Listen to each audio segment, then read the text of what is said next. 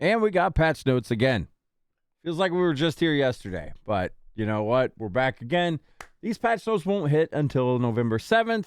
Today is the 4th, and after the campfire chat today at BlizzCon, we got patch notes to read through. So we're going to go ahead and get them knocked out right now. See what's on the way here. Diligently monitoring your feedback, Fire Raven. Thank you. You're welcome. All right, so we're just going to jump right into it. A gameplay updates. They're adding some malignant rings. This is going to be exciting. If you haven't seen the video yet of us going over the campfire chat, we kind of detail a little bit about these rings, but for the sake of this video, we're going to do the same thing again. So, these rings are kind of exciting. 5 new rings have been added to the game, 1 for each class. These are based on the popular Malignant powers from Season of the Malignant, and are immediately available in both Seasonal and Eternal Realms. This is coming on Tuesday, mind you, November the 7th. Today is, got 3 days to wait. Ring of Red Fervor is the Barbarian unique. This is the one I'm most excited about. If you guys haven't seen the video yet, we do like one-shot everything build with Barbarian. Pretty simple build to do. If you're curious about that, I'll put the link down in the description below. It's easy to build. But pretty much the one big problem with that build is if you get a crit and you don't get or if you get an overpower and you don't get a crit with that overpower, the damage is like, it's good still. It's going to one-shot a lot of things, but it won't, it's not going to one-shot a world boss with 12 people there or whatever. So with this, you are promised a crit. After spending 100 Fury within 3 seconds, you are guaranteed a crit with Deathblow, Upheaval, and Hammer of the Ancients. Mix this with Overpower, boom, you got the end of the game done. Pretty glorious. I'm excited for it. Talrash's Iridescent Loop is a sorcerer unique ring. For each type of elemental damage that you deal, you're going to gain 10 to 15% multiplicative increased damage for 4 seconds. Dealing elemental damage refreshes all the bonuses. I'm excited to try this out. We are going to be making a sorceress starting next week, so we'll see what happens with that. I kind of want to not make ball lightning, but it looks fun. It looks fun. Oh, also with the Barb thing, you get a 30% multiplicative bonus to crit strike damage. More damage. So with the Druid ring, you get when you cast an ultimate in 5 seconds after you do a pull-in effect. Pretty cool stuff. I don't know how good that's going to be. Like if you're using the Druid Hurricane Boulder thing, I don't know. Will things be too close to you so the effect doesn't hit? I really don't know how this is going to work out. I'm interested, though. I'm interested to see what comes of this. Could be cool. The Writhing Band of Trickery. This is going to give rogues the ability to use the decoy trap, which is pretty cool. I used it a little bit in Season 1. It's a really fun thing to use. In hardcore, it can save your life. It's not a bad ring. Or it's not a bad ability. The big one is the Necromancer ring. You're going to get all of your corpse skill effects going on. So you're going to get like Raised Skeleton every 1 to 2 seconds, Corpse Explosion every 1 to 2 seconds, and Corpse Tendrils every 8 to 16 seconds. This means you don't even have to have it equipped on your bar. Well, actually, do you? I don't remember. I think you did have to have them on your bar, right, for them to work. Regardless, this thing is strong. This thing is really good. Yeah, the following equipped skills. That's right. Yeah, I thought so. It's been a couple weeks. I forget things, but this is really strong. Really cool ring here. Dev notes, creating the Malignant rings are a way for us to take popular seasonal content that resonated with players and reintroduce it in a way that can persist beyond the season and into the Eternal Realm. Really cool stuff, man. This is a great idea from Blizzard. 2 thumbs up. Seriously. I like this.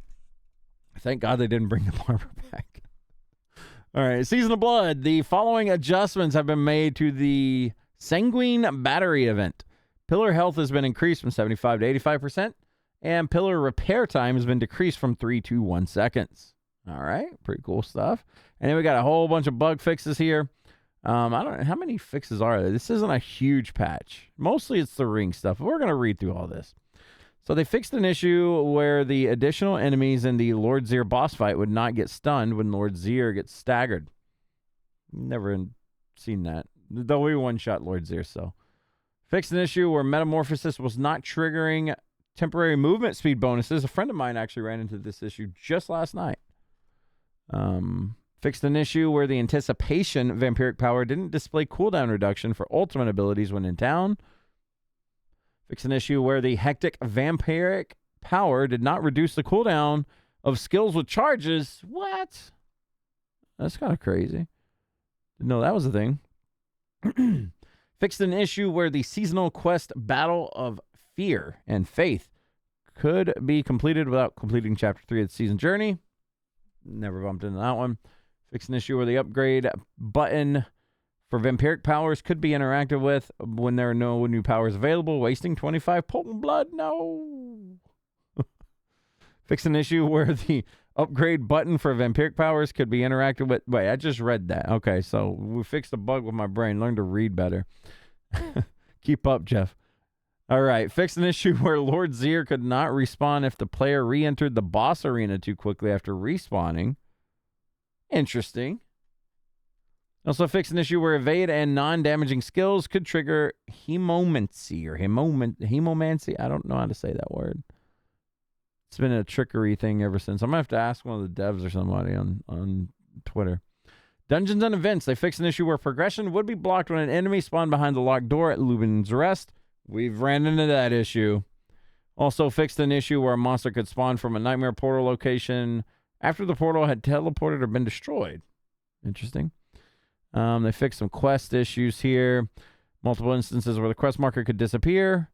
Fixed an issue where Prava and her knights could stop progressing through the area during the scouring of Chaldeum. Huh. It's kind of interesting. And almost done with it. We got some gameplay issues here. Fixed an issue where Lilith could still launch area of effect attacks after she is defeated following the first phase. We got lucky we didn't bump into that one. Fixed an issue where Angel Breath or potions could randomly spawn when the Beast of Ice spawned. What? I missed out on free loot. Fixed an issue where followers could get stuck when going back and forth over a traversal. Fixed an issue where Inner Sight didn't trigger properly against training dummies. Fixed an issue where Necromancer minions and Druid companions wouldn't attack training dummies. And accessibility, they fixed an issue where the screen reader wouldn't properly read life totals above 999, and they fixed an issue where the screen reader on PS4 didn't read all the text in vendor or crafting displays. And last but not least, they fixed an issue where achievements related to the Hatred's Chosen buff could not trigger appropriately, and various visual performance and stability improvements. Hopefully that'll stop a lot of crashes for people. I know a lot of folks in our community have been struggling with some crashes and whatnot. Maybe this will be a fix. We'll see. But good stuff with the rings coming up. Hope you guys have been enjoying BlizzCon. Today's the last day, so, keep up with the news and stuff if you're interested.